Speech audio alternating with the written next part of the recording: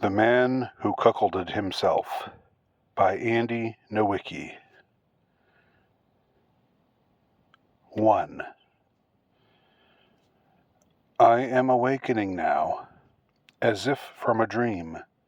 Yet, I am sure that nothing I just experienced was a product of somnolence, nor that it was a hallucination brought on either by any chemical indulgence. I stoutly deny having ingested any substance of dubious composition, or by some form of dementia. I am indeed growing older, but I am not so old as that. No. What I just endured, I say endured because my consciousness is at present saturated in an overwhelming intimation of doom and despair, even though some of what I experienced was certainly far from unpleasant, as the reader will presently understand, has me in a state not altogether unlike one who rises from sleep, except that circumstances heavily militate against any such possibility. Let me explain what just happened before I slept and apprehended such events, which could not simply have been a dream, in order that you, my reader, my compatriot, my confidant, may have the story in its fullness, so you may in turn judge for yourself where, if anywhere, the factuality of my account ceases and the fantastical events begin. I recently attempted suicide. I say attempted, but I thought I succeeded. I could have sworn to that effect. Not that my swearing on the matter would have much mattered, mind you, since no one would have heard me since I was dead, or thought that I was, anyhow. The precipitating event to my attempted suicide was this. At my job, I had my boss reprimand me over something foolish. I had my phone out momentarily, checking something during a lull. I didn't see him pass by my desk at that very second. He promptly called me into his office and informed me that work time was valuable and shouldn't be spent doing non-work related things, like checking one's Instagram account on one's cell phone.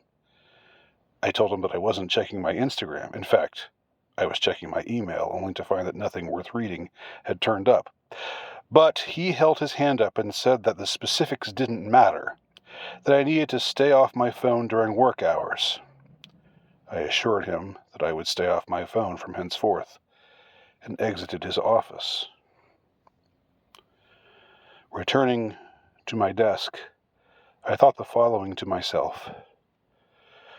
You are 53 years of age. You took the bus this morning to get to your job. You just got reamed out by a 35-year-old, or thereabouts, man who drives a sports car to work. You have few prospects to find work elsewhere, given your field of expertise and the current job market. 15 years ago, you were gainfully employed as a college instructor of English and happily married to a woman who loved you. Now, you're working at a job you hate, with a boss you hate, and your once loving wife has left you in the dust. It doesn't get better. It won't get better. Even if it stays the same, it won't be the same. It will be worse. At that moment, when one would gather, I would feel quite depressed. I was instead infused with a sudden attack of levity, gaiety, and mirth. I even began to chuckle to myself. Was I going mad? Perhaps. But madness, which I admit to having had a touch of from time to time, being an artist, specifically an author, had never before felt so good. A mere quarter of an hour later, I had departed the premises of my former workplace, after having opened my boss's door, informed him that he was an ass, and that I was quitting, in that order, before giving the startled secretary, who was half my age, an affectionate kiss at the door, before spinning around with a zesty sachet dance move as I whistled some tune unknown to anyone, including myself. Then I was home, in my sweat-scented studio apartment. I had removed my belt, fashioned it into a death collar, and tied it to a ceiling frame, which seemed sturdy enough to support my weight. I moved my tiny kitchen table into the bedroom, then clambered atop it. Surveying my gently swinging handiwork at eye level, I again found myself breaking into peals of laughter. This time, unlike at the office, I let loose with some full-on belly laughs.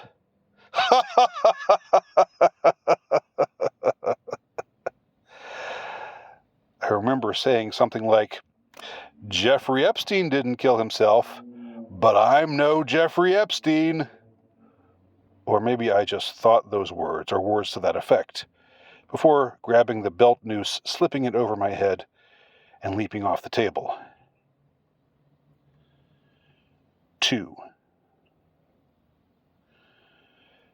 I distinctly recall being suspended there, hanging by my neck, filled with extreme terror, my legs kicking helplessly, my throat emitting horrid little involuntary wails and animalistic grunts.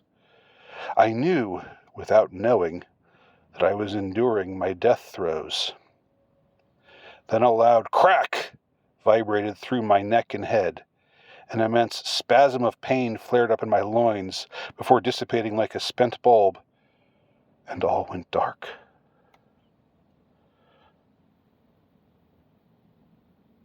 3. I cannot say just how long I dwelt in that darkness. It felt like a long time. I won't say it was like an eternity, because I have not yet experienced eternity, and I feel that I cannot make such a comparison, even hyperbolically. And after all that happened, I must say that my heart trembles before the very notion of eternity and all that it portends. Presently, I became aware of myself again. I felt myself, how shall I say it, embodied once more. Through the darkness, it was as though I had slipped outside of my bodily frame. There was no terror to that sensation. It was more like losing consciousness than anything else. But I did have the inchoate, yet nevertheless distinct feeling of having been in some sense transported somewhere. Where was I? I opened my eyes and tried to regain my bearings. I knew I was somewhere familiar, but couldn't quite place it. I had come to a clearing, and I saw before me in the mid-distance a row of houses. Without contemplating what I was doing, I strode closer to those dwelling places. My legs were wobbly at first, as they might be in the morning after a long sleep, but presently I managed to regain my balance. Though my neck had snapped, I had both heard and felt it happen. There was now no pain whatsoever in that region of my body.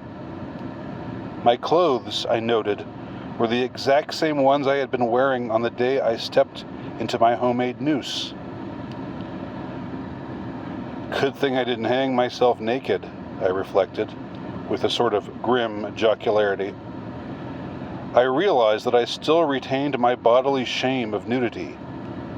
How then could I truly be in the afterlife? Not that I knew much about how things were in the spirit realm, mind you, but I somehow suspected that if I were truly in a realm other than the earthly one, be it heaven, doubtful, hell, purgatory, or some hitherto unknown place, that I would no longer wish to be clothed, having likely returned to an Edenic state of spirit.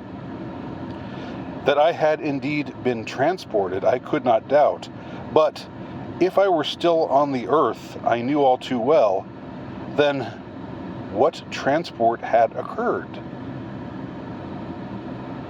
All this while, as my mind was pondering such matters, my feet, having gained stability, were bringing me closer to a place I had, seemingly unconsciously, chosen as my destination. I now stood directly behind one of the houses. Two realizations then immediately struck me at once, hitting my brain like a double thunderbolt and stunning me so hard that I nearly toppled over with shock. The first was that I recognized the house. It was the little one-bedroom hovel where my wife and I had lived over 2 decades ago during the time that I had attended graduate school. The second was that within the kitchen window of the one-bedroom hovel which I now so inexplicably was witnessing, as if the past were suddenly the present, I espied my wife, just as she had looked over 2 decades ago. She was apparently cleaning a dish in the kitchen sink. Her eyes were downcast, accompanying the accomplishment of this mundane domestic task. Thus, she didn't see me. Even though I now crouched, I had unthinkingly flung myself into this position immediately upon recognizing both her and the house, a mere distance of something like 20 feet away. My person, albeit partly obscured by the withered leaves of the dying oak tree, which, I now recalled, though I had scarcely noticed it at the time, occupied much of our backyard. I remained where I was, immobilized by astonishment. Was I dreaming? Had I dreamt everything, including my humiliation at the hands of my boss, including my suicide attempt, including my inexplicable transport into the past? Presently, how very pregnant that word presently now strikes my mind, my wife left the kitchen area and departed from my sight before appearing again in the living room. And now, a most peculiar thing happened. Yes, even stranger than all that I had heretofore experienced.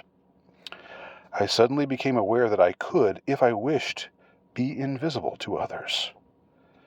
Without even reflecting upon the likely ramifications and consequences of this choice, I instantly willed myself to accomplish this transition, and stepped forward from the moribund oak tree, walking straight up to the rear living room window. My wife, I saw, was reclining on the sofa. She had switched on the television and was watching some reality show about a bunch of mostly attractive young people forced to live together in the same house. I now had time to take in all of her figure, just as it had looked 22 years ago. She was wearing that little light blue frock that had always pleased me, because of how it looked professional on her, but also most beguilingly showcased her legs, making for a most fetching juxtaposition of the chaste and the lascivious. After gawking at her for around 10 minutes, I cast a glance at the clock I recalled being on the wall, and I saw that it was just past 5 o'clock. She must have just returned from work.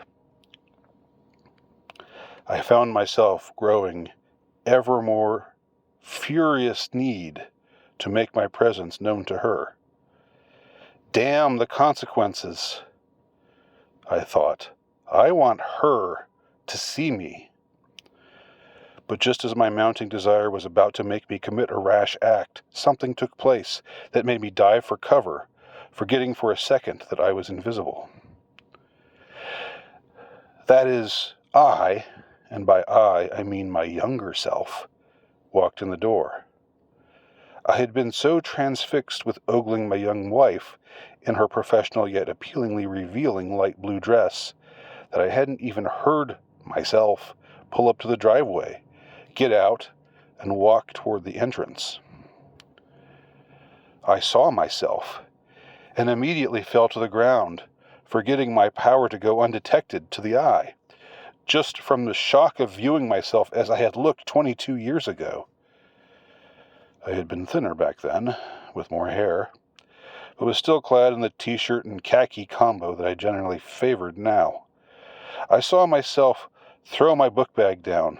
I must have returned from my grad school classes for the day, and advanced towards my wife, who for her part leapt up and strode toward me. Then we, my younger wife and the younger me, caught each other up in one another's arms, joined lips, our tongues tangled. The younger me became ever more wanton, plunging his hands beneath my wife's dress, squeezing her behind, then picking her up and pushing her against the wall with such force that it knocked several books off the bookshelf. But this occurrence did not turn either of their attention away from the task at hand. In mere seconds, with incredible dexterity, he had flung her dress over her head, removed her panties, and unhooked her bra.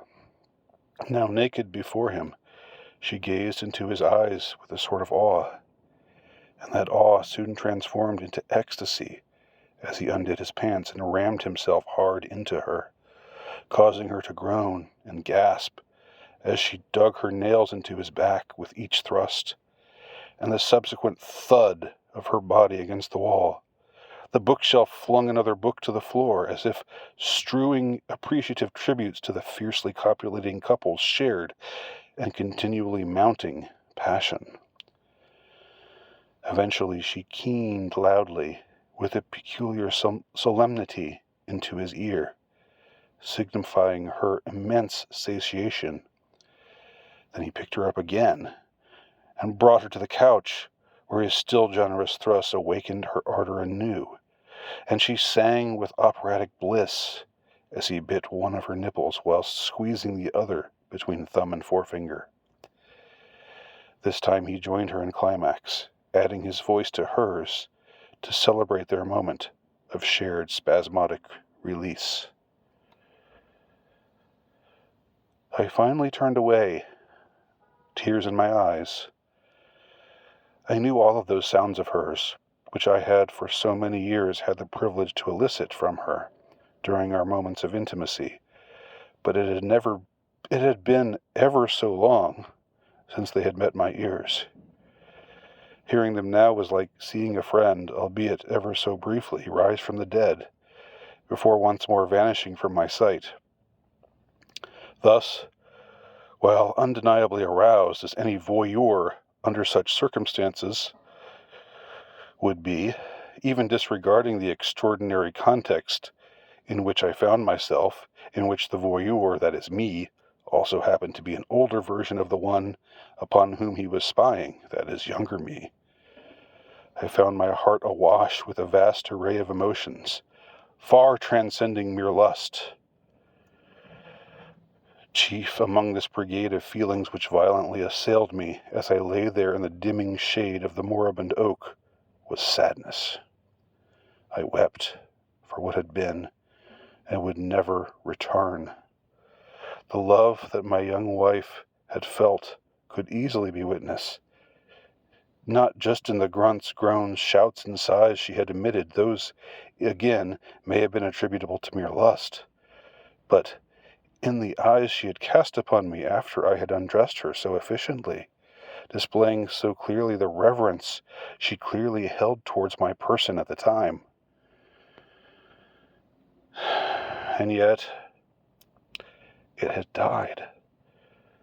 All of it, all of her love, reverence, admiration, and awe was gone, gone, gone. I walked away from the lovers' hovel, leaving my younger self and my younger wife to bask in the honeyed ambrosia of their post-coital exhilaration. I continued to walk, and before I knew it, darkness now held sway, and a chilly breeze overtook me. I had no money in my wallet, and my check card was no good, having been issued 2 decades in the future. I thus had no means of transport, nor means of finding food or shelter, absent begging or squatting. My best prospect, indeed my only prospect, was to return to the very lover's hovel which I had fled with such a flood of sorrow, engulfing my heart mere hours before. I promptly reversed course, and with some difficulty, as night had thoroughly fallen, and it had been literally decades since I had traversed these roads previously, I managed to find my way back to that notorious newlywed fuck palace. The lovers therein were now cuddled on the surely still stained sofa, watching a movie together. It was some sort of 90s era rom-com that I couldn't recall, featuring actors I vaguely recognized but could not name on videotape. I saw plain as day the blockbuster cartridge, itself now a wondrous relic of a bygone era, lying open on the shelf. The so recently feverishly stooping husband and wife were now sedate, munching happily on caramel popcorn from a shared canister. Just as I had previously coveted their lovemaking from my invisible post just outside the backyard window, so now my covetousness grew all the more fervent. Indeed, I passionately desired everything that they possessed and that I lacked, both from the most mundane to the most intangible. I coveted first and foremost their love for one another. Yet, in almost equal degree, I coveted their shared shelter and comfort, while for my part I shivered in the cold next to my companion, the dying oak, which, truth be told, offered little in the way of warmth or commiseration. Increasingly, I likewise coveted the caramel popcorn they were now promiscuously shoving into their mouths. It had been several hours, the better part of a day, since I had emerged into the apparent past, and I hadn't eaten or drunk anything yet.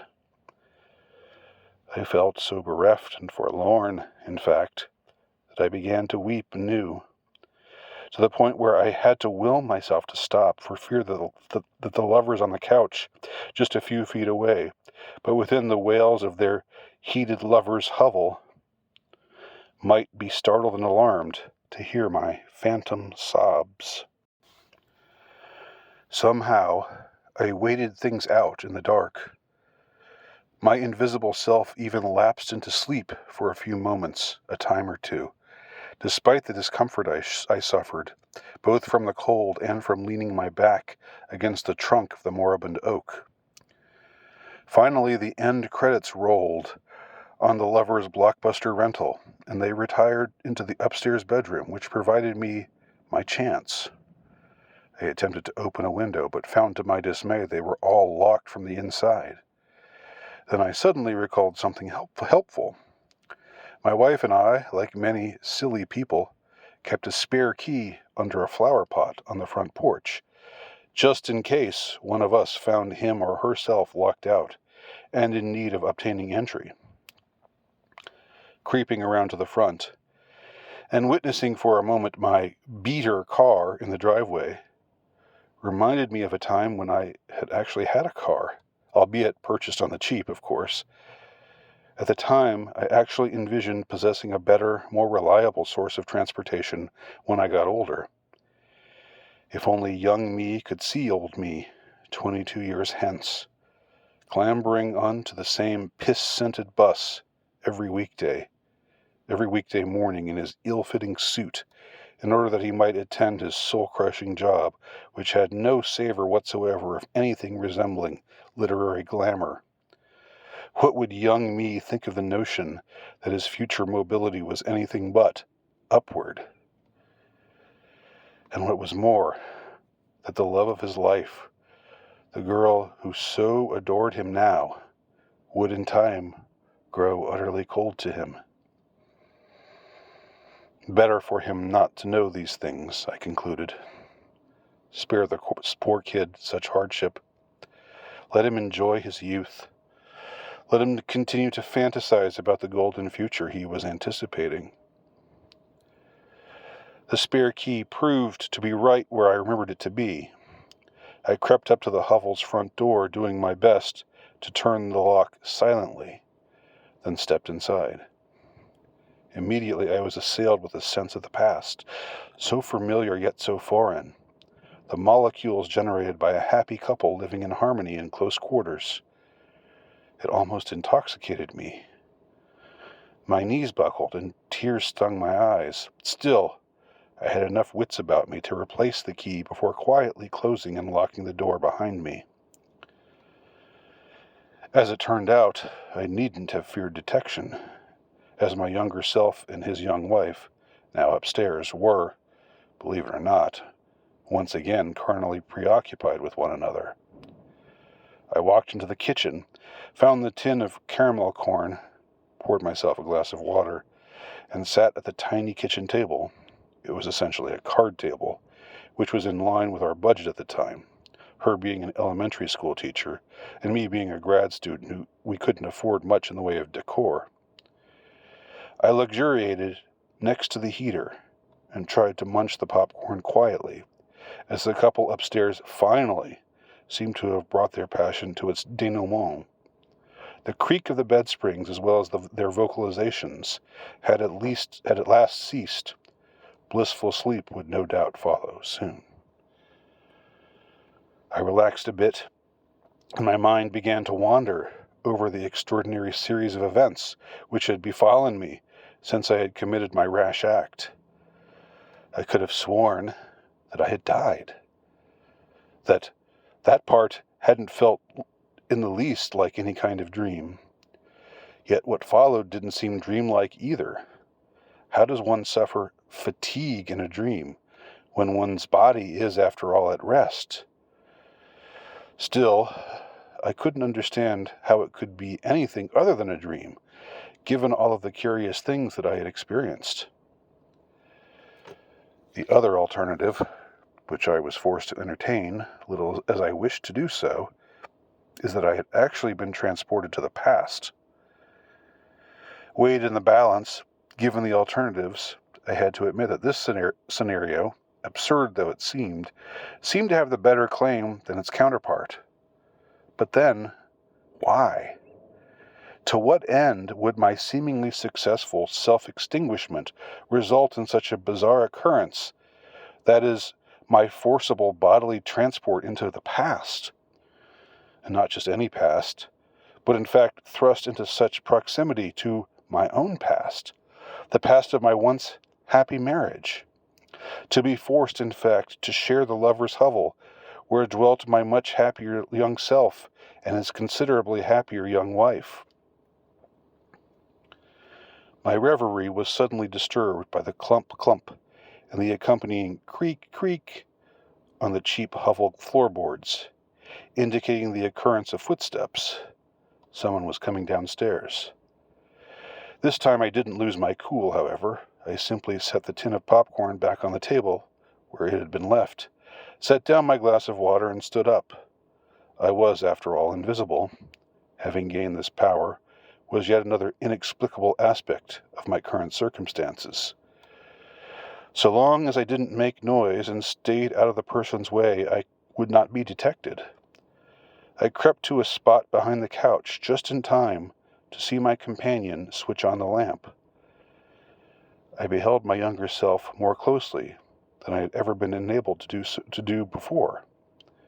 I saw myself squint in my t-shirt and pajama pants, looking ridiculously skinny and inexplicably insomniacal, not in the least drowsy, although by now it was the wee hours of the morning.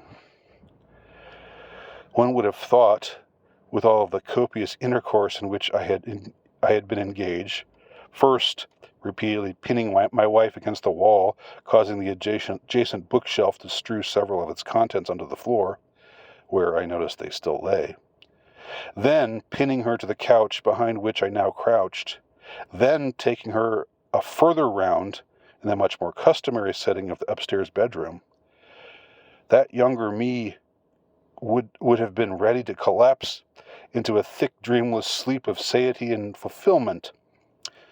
But apparently not. How easily an older man forgets the fervent extremities of a younger man's drives. I stood there, invisibly facing my younger self, and I saw a look of consternation come over his face, as if he were perceiving the intimation of something sharing the room with him, something which oughtn't be there. I stood stock still, but found myself beginning to sweat a bit. I was an unwanted presence in this happy home. If he managed somehow to see me across the room, he likely wouldn't notice that I was an older version of him, but only that I was an intruder, at which moment he would no doubt attack me with whatever weapon he could get his hands on. I would have done the same, after all, if I were him, which of course I was. Then he seemed to shrug off this intimation and remembered why he had come downstairs in the first place, namely to get a midnight snack. He poured himself a bowl of cornflakes, sugared them liberally, added a dab of milk, then sat and began to watch a true crime show that he had seemingly videotaped earlier in the day, or perhaps last night. I silently shuffled to a different position in the room, away from the couch, so that I could be at a greater distance from myself. Suddenly, I felt an enormous jolt of pity for the man who was me. In fact, I peculiarly enough found myself disassociating from my younger self, viewing him as an entity which was thoroughly separate from myself. Rather than feeling envy for him, as I had earlier when his wife had regarded him so reverentially after he had stripped her garments from her body so dexterously, I instead perceived the difficulties he would face. His aspirations to be an author and commentator would prove to be only fleetingly successful. He would never attain more than a niche following. What was worse, his wife, the love of his life, would betray him. Her love would grow cold, and she would leave him because he never panned out the way she thought he would. She had expected that he would hit his groove professionally in a manner that, in fact, never happened. She had anticipated that he would provide financially in a way that he never could, though, try though he might, and he did. Now tears came to my eyes as I regarded the naive young student gobbling down breakfast cereal in the dead of night whilst fixated upon a feature about a man who was murdered by his wife. I wanted to shout, "You pitiful fool! Pay closer attention. That man you are watching is you. You will experience the self-same sensation, but rather than shooting you in the head and hiding your body in a drainage ditch, she will pull your heart out of your chest and fling it over her shoulder with supreme indifference and only the slightest hint of sadness and the merest pinch of regret." But I did not shout those things out to myself. For one thing, I didn't want to give the kid a heart attack by suddenly emerging from invisibility to harangue him. But also I figured, why ruin the joy of his youth with the truth of what middle age had in store for him? Let him enjoy his late-night post-coital cornflakes and his true crime video in peace. 4. Finally, my younger self finished his cereal and his video and trooped back upstairs after reaching into the kitchen cabinet and downing a Tylenol PM. I took the couch just like a house guest, albeit an unseen and uninvited one, might do. Soon, exhausted as I felt, I found myself dozing off. My dreams were inchoate, but undeniably filled with strife and violence. Was this what it felt like to experience a dream within a dream? I woke up to the sound of clattering plates and the humming of a microwave oven. Opening my eyes, I saw that this time it was the missus preparing breakfast, apparently before heading off to work. Immediately an idea entered my mind, and I made haste to obey this instinct. Rising up, I crept out of the living room without causing any kind of stir. With great delicacy, I turned the doorknob, opened it a crack, then closed it quietly behind me. Once outside, I tried the back door passenger side of my younger wife's car, and finding it unlocked, I slipped inside and waited. Soon she emerged from the lover's hovel, carrying her coffee thermos and her book bag, clambered into the car, turned the key in the ignition, and we were off to her place of work. She switched on NPR, which was always her mainstay station, much to my chagrin, as hearing the smugly cadenced voices of the hosts always made me feel like committing a mass murder. They were talking about President Clinton's ongoing impeachment hearings and how it was a waste of time and taxpayers' money, given that while the president may indeed have lied under oath, they only grudgingly admitted this, the lie was only about a personal sexual matter, and therefore it, quote, didn't rise to the level of an impeachable offense.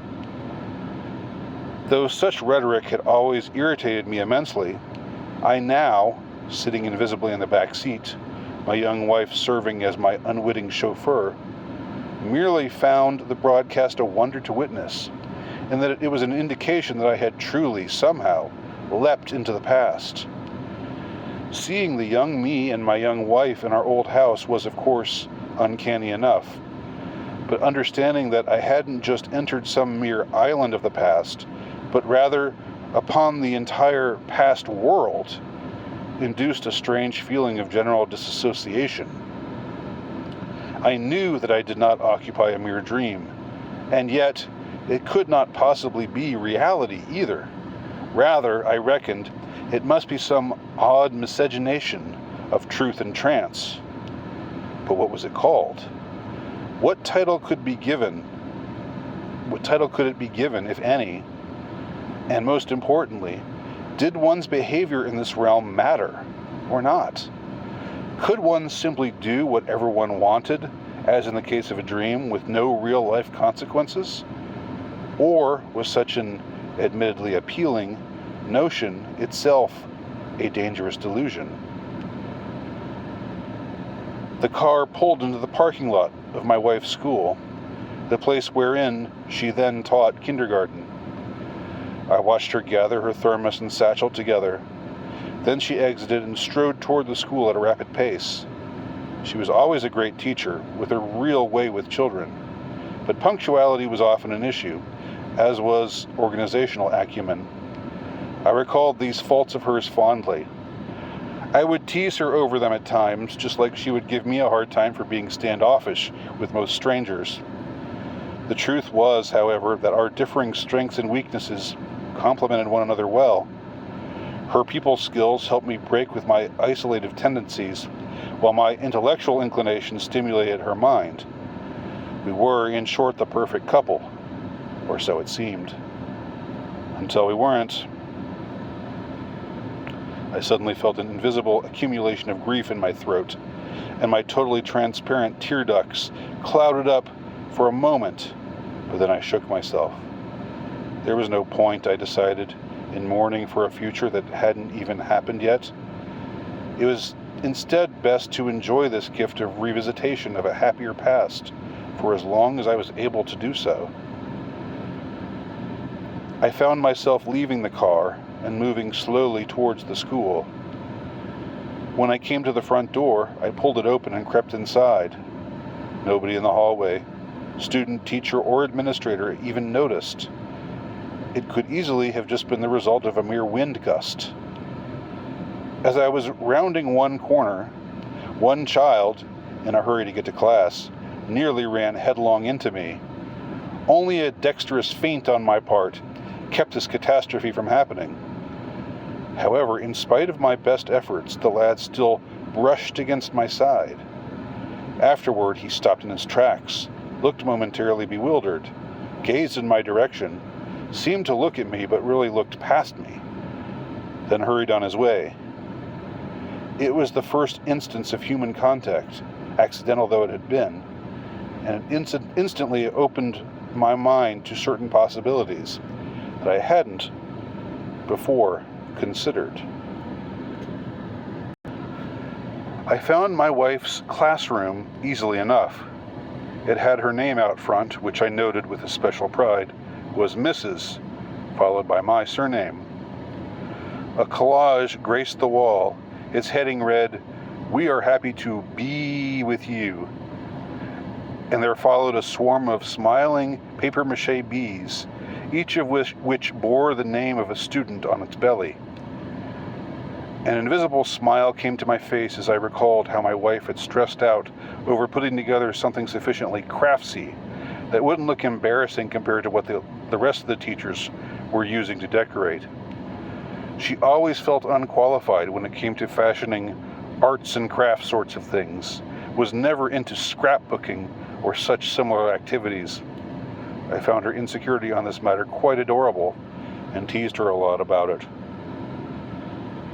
Now, as I watched her stand in front of the room and lead the children in singing the alphabet song, my heart felt positively ready to burst. She radiated feminine warmth. Her generosity of spirit and compassion for her little charges was most becoming. For a moment, I even found myself transported into the mind of Goethe's Werther and the way his heart leapt and his soul sang when he first witnessed his vivacious and lively Lotta entertaining her brood of siblings in the cool of the forest dusk. Gradually, I felt myself growing quite overcome with emotion, and I stepped away from the doorway to compose myself. My mind raced furiously, poring over various patently absurd notions. Yet, were they truly absurd, given the circumstances in which I found myself? Patience, patience, I exhorted myself to calm down. I took several deep breaths, knelt. Although I was invisible, I knew that God could still see me. Though, alas, not much accustomed to prayer, I nevertheless found myself whispering an ardent appeal to the Almighty, asking Him if maybe, just maybe, that which had gone wrong could somehow be made right. 5. When it was time for recess, the children formed a line in obedience to their beloved teacher. Then, when the PE instructor came to the door and announced she was ready, my wife dismissed them. Excitedly, with some noise and a bit of jostling, they left the classroom and processed down the hallway towards the door leading to the playing fields. Now she was alone.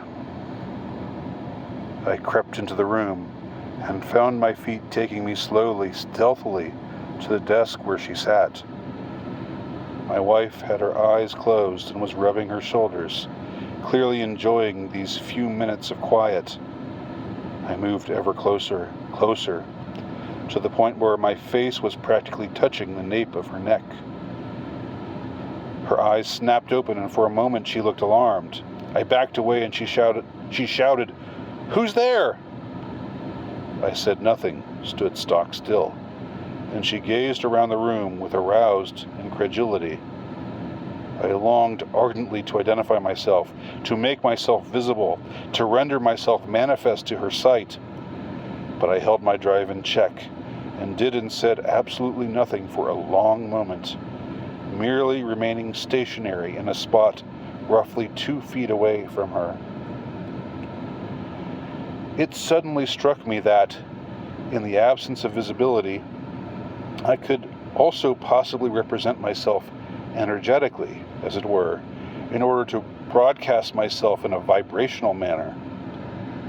I focused my mind with scrupulous acuity towards achieving this end. I moved slightly closer, or rather, I thought I had moved closer. In fact, my body hadn't moved even an inch. And yet, I found that my right arm was now reaching out, and my fingers were running through her lustrous locks. Part of me felt shocked at my own seeming effrontery, as well as the most unexpected revelation that I could operate a seemingly spiritual yet also corporeal body, while my natural body remained inert. Yet I somehow held these emotions in abeyance, even in the midst of such incredible discoveries. Instead, I focused only on my wife, and saw that, in fact, she no longer was afraid or apprehensive about this mysterious invisible being in her midst. Rather, she seemed to have lapsed into a kind of trance. Her breaths began to grow louder, and my spiritual yet corporeal hand moved from her hair to her face, where I stroked first one cheek then the other. Now she sighed, in that telltale manner that I could still recall so many years later. The one she could never seem to restrain, even if she wished to do so, a sigh expressing in its delicate way the depths of desire that had seized her. I called it her telltale sigh, after Poe's story about the arousal of untamed passion, albeit in a quite different context, called the telltale heart. As my spiritual yet corporeal hands now moved downwards to her chest, an extraordinary thing happened. I heard her whisper my name. Did she know that this was me, albeit in a more mature form? Or did she utter my name simply out of habit? In any case, as now both of my spiritual hands caressed her breasts, her legs instantly splayed open. With one adventuresomely dexterous, invisible appendage, I pulled her skirts up and thrust my fingers beneath her underwear and into her now thoroughly drenched crotch. In mere moments, she had climaxed, but I was not yet finished with her. I willed my lips to meet hers, and she instantly responded by tangling her tongue with mine. And though my actual body was set apart, I felt everything. Felt her tongue poking vigorously into my mouth. Felt her fingers once again work her to a second golden moment. The school bell suddenly rang, startling both of us and bringing our entanglement to an abrupt end. I removed my lips from her mouth and took my hand from her crotch, placing each back inside my actual body. She hurriedly pushed her skirts back down and adjusted her hair as the kindergarten children began to enter the room again, little aware of what their beloved teacher had just experienced. As for myself, I found myself so bewildered with what I had just dared to do, at her place of work no less, that even with all the other fantastical things that had happened to me lately, I had a difficult time believing that I had witnessed and moreover participated in what had just transpired. Yet, when I put my hand in front of my face, I found that what now coated my fingers was evidence that the tryst had indeed occurred at my instigation, and with my young wife's enthusiastic consent. That enthusiasm lay so pungently on my hand that I even licked it in order that my sense of taste could also be engaged by this extraordinary encounter. My young wife's scent lingered alluringly on my tongue for several hours afterwards. When our initial tryst in the schoolroom was interrupted by the return of the children from recess, I had backed away quickly from the scene of the crime, as it were, and left the room from the still open door, managing this time to avoid jostling against any of the children with my unseen body. Afterwards, I stood at the door and gazed in, partly out of concern, and, I must admit to you, my simultaneous confidant and confessor, partly because I was quite curious to witness how, indeed if, my young wife would be able to lapse back into everyday behavior in the immediate aftermath of such an extraordinary encounter. After all, if I myself were genuinely shaken, if just as genuinely aroused by what had taken place between us, admittedly at my own instigation, but just as surely with her enthusiastically willing submission and full-throated consent, so I could only imagine how bewildered she must have felt in the aftermath of such an unexpected entanglement with an invisible entity. Somehow, my young wife seized upon that wondrous ability which we all possess, though it comes much more easily in a pinch to some of us than it does to others, to decompartmentalize. Perhaps she told herself that it had all merely been a kind of waking dream, or a most unexpectedly vivid fantasy which struck at an incredibly inopportune time. By whatever means she managed it, my young wife was able to recover with remarkable panache. Yet no one save myself, was enabled to marvel at her ability to remain thoroughly poised under such an inexplicable circumstance. For, excepting herself, no one but me knew what had just happened. 6. The next thing I wondered was how she would deal with facing her husband, that is, my younger self, that evening, given her apparent infidelity with a seeming specter. Would she mention that she had had some kind of incredible dream while her kids were at recess? Given that she had spoken his and my name, could she have possibly rationalized her seduction by the invisible being as merely another marital encounter, albeit a most bizarre one, in which her husband took a form that had previously been unknown to her? She must not have felt totally secure with this interpretation of events, because that evening, when she and her young husband met, she made no mention of the incident. Instead, she gave herself fully and passionately to him, with nary a word, as soon as he walked through the door. Once more, like T.S. Eliot's Tiresias and The Killer's Mr. Brightside, a song which, technically speaking, hadn't yet been written in the past where I now dwelt, I regarded myself as an intrusive presence, a spectral voyeur illicitly privy to the lovers' ferocious coupling. However, unlike the night prior, when I had witnessed all from the backyard window, on this evening I sensed that my young wife's ardor, more robust than ever, seemed in part to be inspired by the events of the afternoon. It could have been that she now made love to her husband so fiercely out of a desperation to forget what she had done at the school. Or it could have been the very memory of my unseen hands along the full width and breadth of her frame had sparked her to heights of ecstasy that she in fact wished never to forget, and that her husband's body now functioned as little more than a proxy by which to recharge this sentiment. 7. For the next few days, I kept a cautious distance from my young wife. I didn't accompany her to work, as I had on that fateful day. Instead, I crept to the corners of the lovers' hovel and tried to give them both some room. On several occasions, I found myself sharing a room with my younger self. I watched him read, watched him write, watched him study, watched him watch television, and I even occasionally watched him turn on the computer and activate that newfound device known as the Internet, which could, of course, only be accessed when neither occupant of the lovers' hovel was on the landline telephone. Though at this juncture no one yet called it a landline phone. It was simply the phone that one had in one's house. I saw myself through my unseen eyes, and felt an affection akin to that of a father. Here, I saw, was a kid with a lot of energy, possessed of big dreams. Not that grad school was always fun.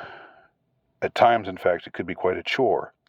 And some professors were rather irritatingly pompous. My young self didn't take being slighted very well. He'd often gotten into an extended dispute with one haughty prof over email. He'd even gotten into an extended dispute with one haughty prof over email, in which, after withdrawing from the class before the midterm deadline, he taunted this arrogant creep by telling him, "Sorry you don't get to fail me." When his young wife saw this exchange, she was not amused. He had shown it to her freely, somehow quite mistakenly thinking that she would take his side and find his nerviness impressive. Instead, she was utterly appalled that he was displaying such impudence to a professor, one who could potentially wreck his academic and professional prospects. She begged him to apologize to the man and fretted over the repercussions of this surely silly, seemingly petty dispute one might end up having. Would he get expelled? Would he acquire a reputation for being a troublemaker? This incident affected my younger self deeply, caused him to feel sorrowful as well as somewhat betrayed. How could the woman who held him in such esteem, who even felt a sort of reverence for him at times, but who in any case surely adored him, suddenly demonstrate such utter absence of trust or support for him? Of course, were this young man honest with himself, this hadn't been the first time that such a proclivity had manifested itself on her part. His wife, after all, wasn't the sort of person who relished the prospect of clashing with authority. Instead, she often found her young husband's occasional tendency to take conspicuous umbrage with a supervisor, administrator, or professor, as in this case, always to be deeply disconcerting. I recalled these things as I observed my young self now, sitting at my desk, at work on some paper or other. I would eventually embark upon an academic career of sorts, but it would be short-lived. As a writer, I would eventually join up with a dissident literary and cultural movement, and though I never became anything close to a household name, my association with this controversial group would eventually cause my name, though, as previously stated, not a household one, nevertheless to assume a patently radioactive valence, which in turn would prohibit me from ever obtaining mainstream respectability, much less a job with respectable pay. Naturally, this turn of events, which would occur years earlier, would cause our relationship to grow ever more strained until it was finally stretched beyond its breaking point. Yet this eventuality crept up slowly. Things had disintegrated for a while in a low-key manner, but the downside truly began in earnest after our daughter was born, when my wife's postpartum doldrums struck, and it extended well beyond those immediate months when such hormonal difficulties typically wore off, and became an unfortunate fixture of our married life, an invisible and unwanted guest at our table. At some point, I became aware that I was not ever reckoned to be enough, that I was never reckoned to be enough for my wife. I didn't help out enough around the house. I didn't help out enough with the baby. I didn't make enough money at my job. My writing, once I managed to attract some readers, was too polarizing in all the wrong ways, which led to my professional prospects growing significantly more limited, doing little to ameliorate our domestic tensions. Slowly, painfully, things ran their tragic course, and our marriage came to the very fated end that had been so abundantly portended and presaged over the last few trying years. It wasn't really so ugly a divorce as it could have been. Part of that may be attributable to some residual goodwill on the part of both parties, who never stopped caring for one another regardless of how violently they had both been flung out of love. Both of us retained contact with the daughter they shared, and there was no ugly battle in the courts. Still, I must admit that I never really recovered from the gut punch of my marital and professional failures, and my heart and my ego were both effectively shredded from this turn of events.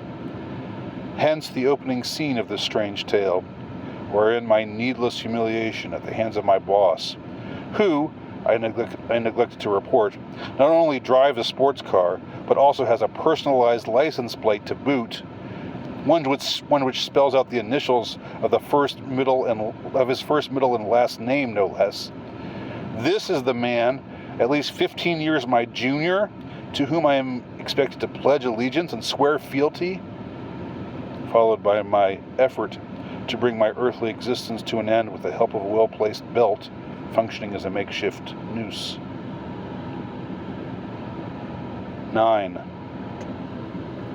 That account of events effectively brings things to the present, and yet my scene, as you can see, dear confidant, has unaccountably shifted to the past, or at least to something closely resembling the past. I was still unsure as to the actuality of what I saw and heard from my willfully chosen invisible vantage point. It was the absence of surety over what was truly real that, at least in part, motivated my behavior from that juncture forward. I do not declare this out of any effort to justify myself or rationalize anything. But that was just it. There was nothing rational whatsoever about the circumstances into which I had been thrust. Instead, it was like a massively elongated fever dream, even though I must admit that it didn't in the least feel like any kind of dream I had had before. Instead, it felt quite real, I had to admit. But still, what did real even mean, given everything I had experienced? And so, like one who dreams and becomes aware that he is dreaming but remains asleep, I began to indulge my whims without restraint. As the reader will no doubt surmise, most of my whims focused upon the person of my young wife. I had already successfully seduced her on that fateful day at her school, so I had something to build upon. What was more, she had neglected to mention anything about the incident to my younger self, but had only greeted him that evening with increased erotic fervor, which to me was highly suggestive of two things. One, she knew it would be best to keep the experience, whatever she had perceived it to be, a secret from her husband, that is, from my younger self. And two, she had found our entanglement to be a source of considerable delectation, as indicated again by the enhanced level of passion that she displayed that evening whilst making love to her husband, that is, my younger self.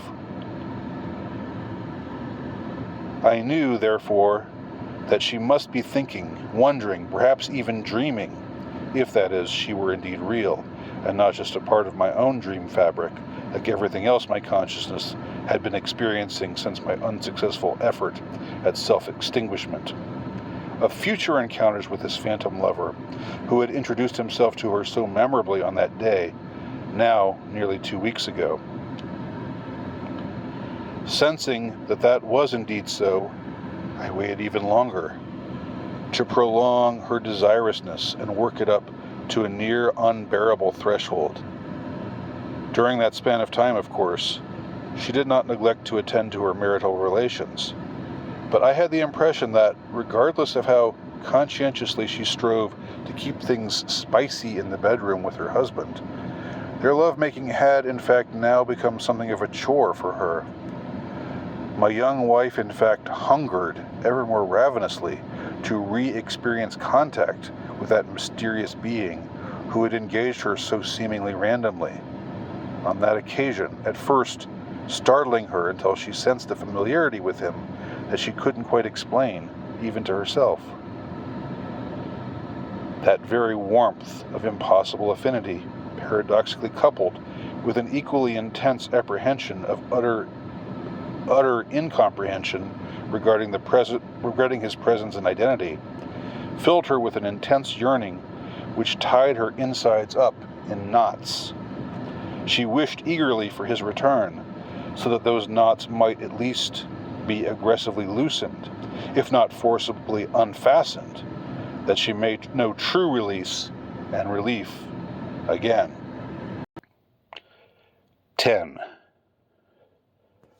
Like Poe's unnamed murderous narrator in The Telltale Heart, who tormented his elderly charge by sneaking into his room and making his presence felt several nights in a row, that the poor man might know an escalating sense of horror in order that his eventual killing would become all the more delectable for the sadistic narrator. So, with predatory stealth, did I dwell near my young wife without actually initiating any sort of contact. I rode with her to her kindergarten job, but always in the back seat. I stood, invisibly, next to her in class. I accompanied her and my young self at mealtimes, unobtrusively occupying an empty chair at the table. I propped myself up on the sink as she showered, then stood in the corner of the bathroom and watched her apply makeup in the morning. The only occasions in which I made sure to remove myself was when she and my younger self engaged in marital relations. I withdrew during these moments in order that my ineffable absence might be felt just as keenly as my ineffable presence was during all those other times. Just as absence can, quote, make the heart grow fonder, it can, under certain circumstances, exorbitantly inflame the loins. Though I little reflected upon what I was doing during this interval, I never deviated from course. What motivated me to embark upon such a ruinous gambit, given my strange and surreal state of consciousness, finding myself living as a phantom in the past, or some form or fashion of said past anyway, dwelling invisibly among my younger self and his younger wife? Why? Well, finding myself in such a curious circumstance, did I wish to pull my wife away from the affections of my own oblivious, youthful self, years before that tragic loss of affection took place in the timeline of my own memory? Oddly, I never questioned myself on these matters. I rather sensed a certain intimation of inevitability, and found myself propelled along by something that felt a little bit like destiny. 11. My young wife was clearly growing more agitated with each passing day. Though she certainly didn't comprehend things fully, and even wondered at intervals if she was losing her mind, she knew that something was seriously amiss. As for my younger self, however, he remained blissfully ignorant. I was incredulous, in fact, at how little he comprehended the developing disaster that threatened to obliterate everything that he took for granted. Then again, had I myself not been just such a man? Having my wife grow totally disillusioned with me was not an eventuality that I had even contemplated as a remote possibility, until, to my dismay and incredulity, it wound up happening. Maybe the me in this past would learn the exact same lesson, but sooner, and perhaps that would be the best thing for the poor deluded lad. By shamelessly indulging in such carelessly callous sentiments, I disregarded the very one for whom I had shed such copious tears of pity and compassion upon our initial meeting, namely, myself. In fact, I gave him very little thought from this point forward. All of my faculties were instead determinedly focused upon the task of becoming the consuming obsession of my young wife. I knew things were building to a crescendo. I needed to be patient and allow events to run their course. I was in no hurry. Time was on my side. In fact, I wouldn't have to wait much longer at all. As she drove to school one morning, with my phantom self occupying my usual unseen spot in the back seat, I noticed that for once she wasn't listening to the babbling voices on the radio. She seemed more preoccupied than usual, less at ease and infinitely more restless. At length she sighed heavily and pulled the car over into a remote area some distance from the main road. I sat with her in silence for a long moment, and she sighed again. Then, most surprisingly, she spoke. "I may be crazy," she declared. "I might just be losing my mind, but I think you are in this car with me right now." She sighed a third time and asked in a tiny voice, as if fearful of the answer, "Are you there? Are you here? Are you?" I said nothing, even after she rendered her initially implicit question quite explicit. "If you are here," she boldly forged on a moment later, "give me a sign." It so happened, as soon as these words had left her mouth, that a massive peal of thunder suddenly crackled, startling me as much as it did her. Was this meant as some kind of sign to both of us? Had someone else been invisibly watching me all this time? All the while? Just as I had been invisibly watching her? And was it now prompting me to act? Seconds later, a violent rainstorm suddenly ripped through the sky, which moments earlier had been utterly clear and free of clouds, and fell upon the earth. Immediately I reached out with my spiritual but corporeal hands, just as I had on that prior occasion in the classroom. and I caught her first by the neck, then by the bosom, then by the waist. Once again I pressed my lips to hers, once more making use of my wondrous telekinetic ability to throw my bodily appendages, just as a ventriloquist throws his voice.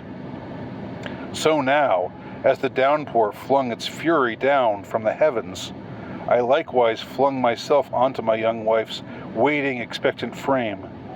My invisible hands unbuttoned her blouse, unhooked her bra, tore her skirt violently from her waist, causing the sheer fabric to rip, and plucked her panties away from her crotch. I then plunged deep into her now unsheathed sex. Her nails tore into my second back as wave upon wave upon wave of release delectably drained from her womb, as she gasped and cried out with unrestrained abandon. Then, not even knowing, nor thinking, nor caring about what I was doing, as if gripped by some unseen force which now had me helplessly in its grasp, I opened the driver's side door, and with both feet set on the muddy ground, I threw her roughly onto the roof of the car. As the rain beat down upon us both, I began to pleasure her orally, this time using my actual, albeit still invisible, tongue for the task. I licked and lapped like a thirsty animal, drinking from a trough, and I heard her moan, groan, and gasp again, tasted the geysering juice of her release, and kept sucking and slurping until my oral muscles were simply too sore to function.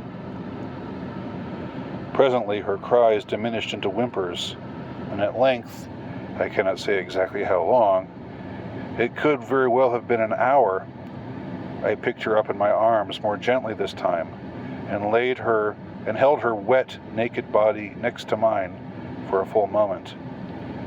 Now, as the rainfall began to dissipate, eventually diminishing into a mere trickle, I found that she was gazing up at me with astonishment. In the midst of our furious coupling, at some indeterminate point, I had become visible to her. She muttered my name, seemingly recognizing me as her husband in spite of my considerably aged frame, then promptly passed out. 12. After putting her back behind the driver's seat, I immediately ran away, charged with a frantic intimation of doom. What have I done? What have I done? What have I done? I kept asking myself, rending my frayed shirt like a medieval penitent, but no answer came from the heavens. Of course, I couldn't just leave her there, but I could no longer hide myself from her either. She had seen me. I don't know how or why it happened, but it did. I must have lost control during our lovemaking and accidentally flipped the internal switch that rendered me visible. I crept back to the car, having exhausted myself in a futile little freak-out that did nothing to help matters. She was beginning to stir, and this time I took the passenger seat next to her. When her eyes met mine, she gasped, reaching out to touch my face, while the rest of her body recoiled in apprehension. Finally, she spoke my name again. It marked the third time she had done so. The first utterance had happened in the midst of our initial tryst, the second when she had seen me for the first time just before she passed out. Now she spoke it with conviction, even though her surety was also mingled heavily with incomprehension. I just stared into her eyes and said nothing, mainly because I felt there was little I could properly say at that moment.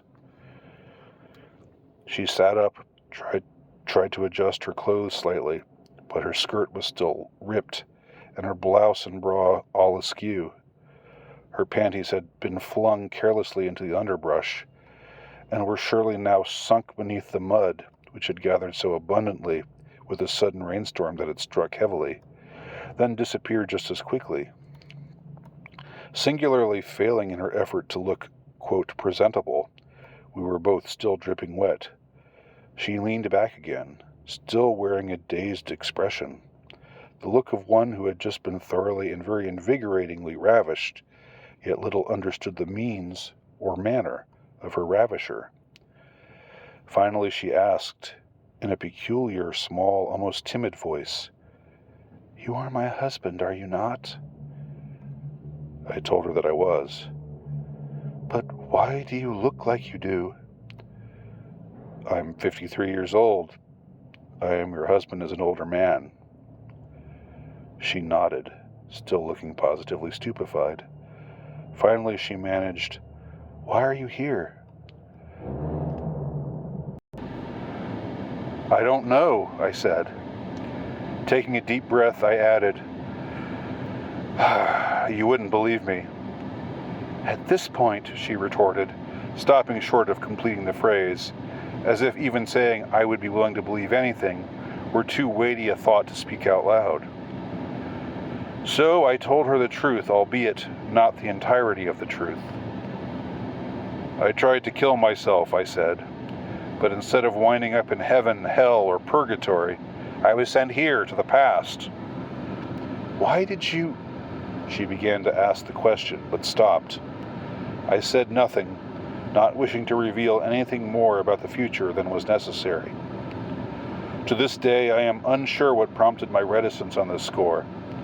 It wasn't any Back to the Future-esque mumbo-jumbo about being fearful of causing disturbances in the time-space continuum. It was something intensely more primal, as if being overly forthcoming would have severe psychic consequences, both for me and for her. Did I try to stop you? She asked with noticeable hesitation. I shook my head. You didn't know, I answered, but I wouldn't say more. She leaned toward me and spoke, in that earnest, reverent voice that by now I knew so well. I believe you.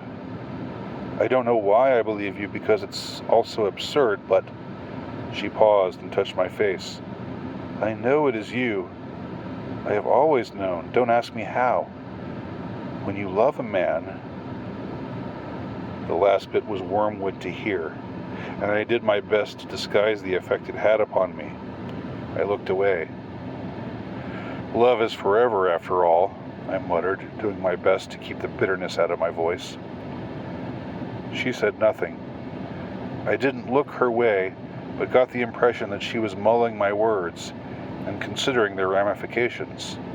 Then she asked, Why did you come to me like this?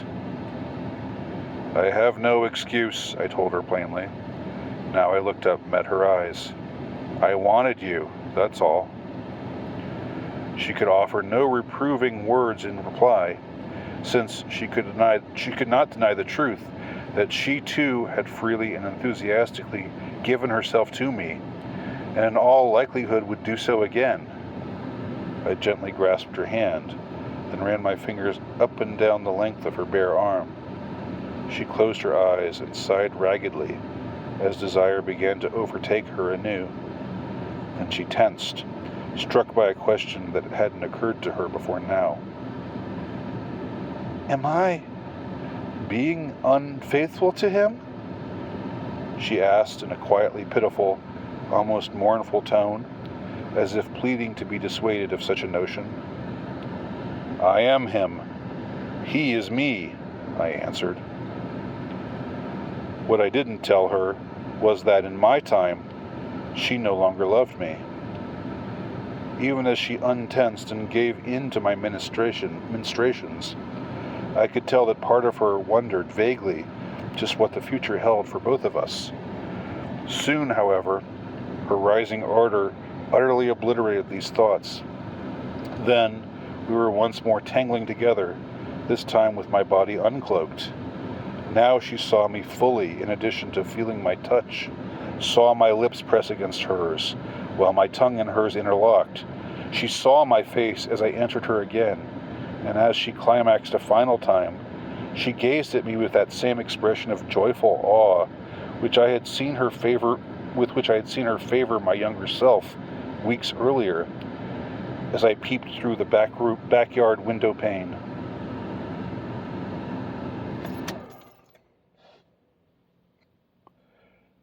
"13. Clearly, in her mind, I was taking his place. I was now the subject of her feminine regard rather than him. My presence had awakened a craving within her that she had never before experienced or even been aware of. What exactly was it about my aged self that caused me to slip past my young self in her affections?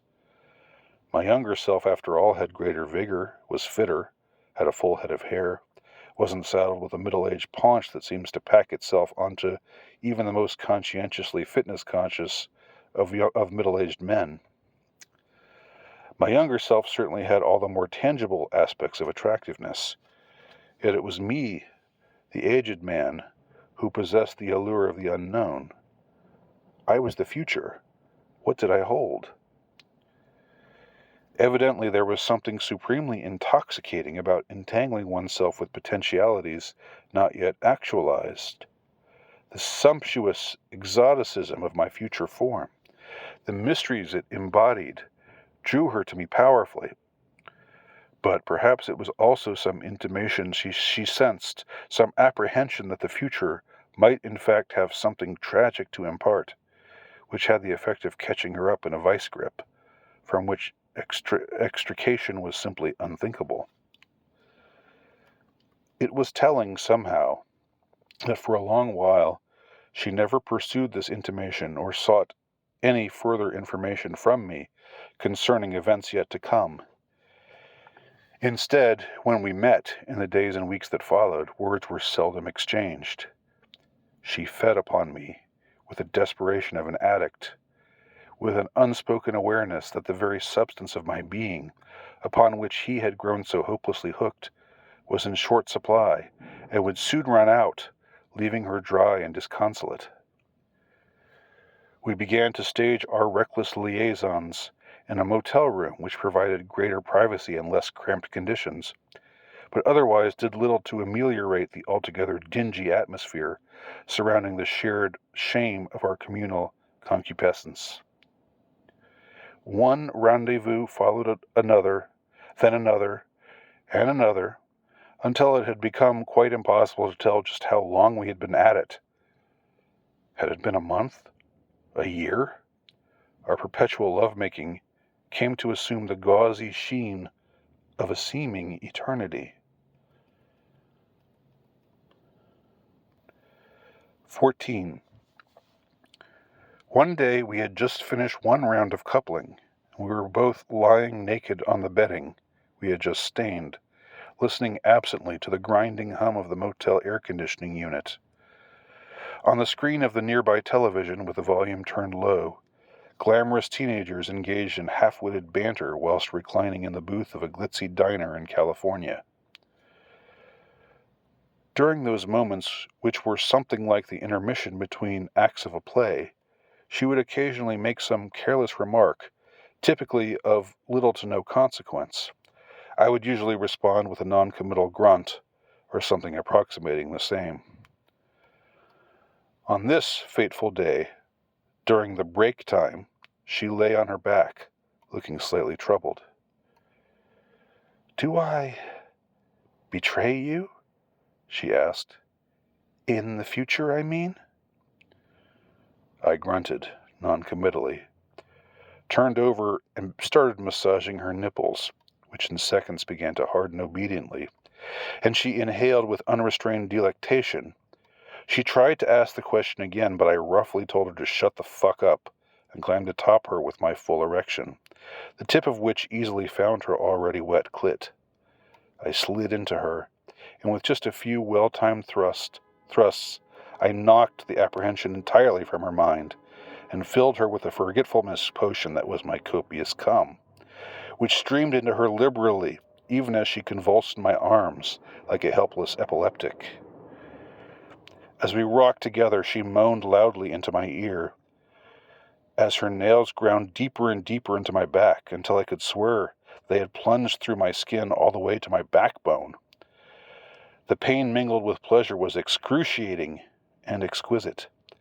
I felt as if I were being crucified, rightfully punished for the sins I had willfully heaped upon my own head. 15. At that moment, in my mind's eye, I witnessed a scene that I was sure was taking place, even though my eyes were squeezed shut. I saw myself, that is, my younger self, breaking down the motel room door with a swift, mighty kick. The cheaply made deadbolt and chain lock both shattered, and there he stood, brandishing a pistol, his face set in a nearly inhuman expression of enragement.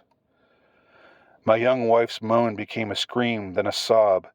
She flung me off her and rushed to him, pitifully naked, my semen leaking down her leg, as she yelled out to him with an urgency of sorrow, as if attempting to warn him of a danger, while knowing in her heart that it was too late. The blast from his gun knocked the breath out of her forever, and she fell back onto me, face grotesquely split open. Blood and brains spurted from the place where her nose and mouth had been, into which the bullet had torn a fist-size hole. Yet above the horrific wound, her eyes, untouched, were red and moist with newly shed tears. Though my own eyes were still closed as I perceived all these events taking place, my eyes nevertheless, paradoxically, somehow met the eyes of my younger self, who now snarled and howled in a demonic expulsion of pure, unfiltered wrath. He approached, and the bed began to shake as I trembled with impotent terror. He gripped my neck and squeezed, all the while uttering frightful guttural curses in some hellish, unfamiliar language. I tried to pull myself loose, but the more I fought, the tighter his grip became. I kicked furiously, and finally, abruptly, his grasp on my windpipe relaxed, and I felt myself hurtling into an infernal void. Sure, I was bound for the depths of hell. I landed in a heap, feeling a terrible crack in my hip, which took the brunt of my fall. A sharp blast of pain issued from the spot, and I lay there, immobilized, still. I cowered there, groaning, weeping, begging for mercy, certain that my attacker would soon finish me off. But presently, yes, presently indeed, I came to discern, even through my discombobulation and agony, a familiar smell, both repellent and curiously comforting. It was the aroma of my lingering sweat. When I finally dared open my eyes, it was to see that I dwelt on the filthy floor of my bachelor apartment, which as usual reeked with the permeating scent of my body odor.